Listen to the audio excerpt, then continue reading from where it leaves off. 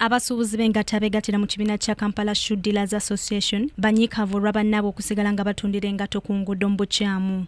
Kitegeerekeseeko nti engatto ezimu kuzitundibwa ku nguudo waliwo Abachina abaguza bannayuganda engatto zino ku miwendo egya wansi olwo ne bafiiriza bannaabwe abatundira engatto mu bizimbe. Ate bano tebasasula layisinsi bajja ebintu waggulu eri mu Bachina ne babiyiwawo wansi ne batandika okubiyimba eno engatto gitunda $3 bo bagitunda wali $2. Abasuubuzi balumiriza ekitongole kya KCCA okwesuulirayo gwannagamba okuleka abatunda engatto abamu okusigala nga bakolera ku nguudo wabula ate abalala ne babagobaganya kyebagambye nti tekiba kya bwenkanya. Nze atuula mu dduuka ejja ne ŋŋamba nti olina okusasula layisinsi $40 oba layisinsi esookera ddala mu kibuga ya $26,000 ne bajja ne bazinsaba ne bajja revenue ne ŋŋamba olina okuwa income tax ne nsasula. Nejja wakasasiro nangamba olina okusasula omutwe ogumu n'ekitundu ne ngusasula.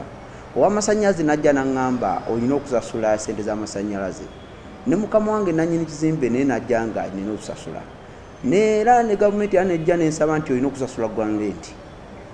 Ne neesanga ng'emisolo gavumenti gye njiwa mingi ate nga nfuna kitono lwansonga nti gavumenti empa license State Council empa license okukolera mu dduuka eryo ate yekkiriza omutembeeyi agende ku luguudo atunde ebintu bye bimu. Ng'oggyeko KCCA abasuubuzi bano era balazze okwemulugunya eri ebitongole bya gavumenti eby'enjawulo omuli ekya Uganda Revenue Authority, Ministry y'ensonga z'omunda n'ebirala okubanga abagayaavu engeri gye bakwasaganyamu ensonga eziruma bannayuganda wabula ne badda mu kwanguyiza abagwira okukola emirimu. Kye tumanyi tekifaako lwansonga kati nze bwe nzigira kweje 10 bwe batagijjako gitwala mu Central Bank kitegeeza 10 lisigala ku ki ku akaunti yange.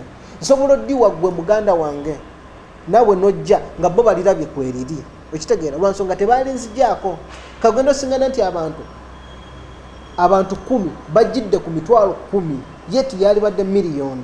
Newankubadde ng'ebyo biri bityo abasuubuzi bano bali mu kwegugunga essaawa yonna bateeseteese okwekalakaasa oba oliawo ebizibu ebibaluma lwe binaafunibwa eddagala. Tetukyalina kyakukola okuggyako okusala okwekalakaasa tulabe nga bannaffe lwe banaasobola okwanukula eddoboozi lyaffe. Nakalema Grace, Kingdom TV amalindirire.